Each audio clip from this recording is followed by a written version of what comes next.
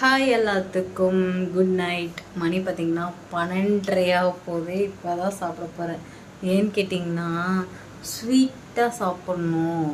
கரெக்டாக சப்ஸ்கிரைபர் 14,000 தாண்டிடுவாங்கன்னு எனக்கு தெரியும். நைட்டில் தான் ரீச் ஆகுங்கிறதும் எனக்கு தெரியும்.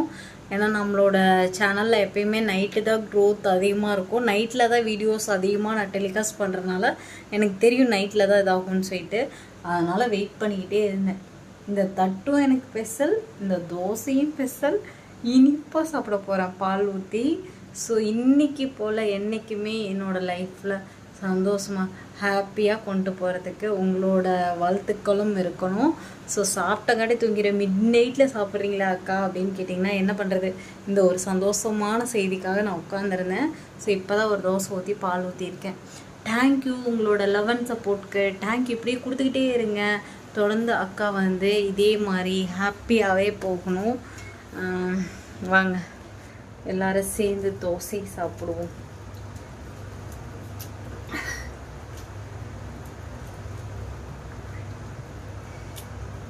நான் எப்பயுமே 1 மணிக்கு தான் தூங்குவேன், சரிங்களா? Thank you guys. எல்லாரும் வாங்க சாப்பிட்லாம். நெய் விட்டு சுட்டனா செம்ம டேஸ்ட்டு. சரி ஓகே காய்ஸ், நானும் சாப்பிட்டு தூங்குறேன், நீங்களும் தூங்க.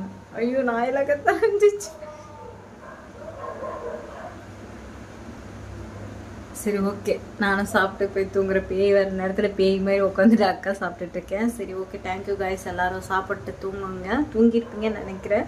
ஸோ காலையில் எனக்கு எல்லோரும் பாசிட்டிவாக மெசேஜ் அனுப்பியிருப்பீங்கிற நம்பிக்கையில் நான் போய் படுத்து தூங்குறேன். பால் தோசை சூப்பராக இருந்துச்சு, ஸ்வீட்டாக இருந்துச்சு. ஸோ என் லைஃபும் ஸ்வீட்டாக போயிட்டுருக்குது இப்போல்லாம். Tata bye bye, good night.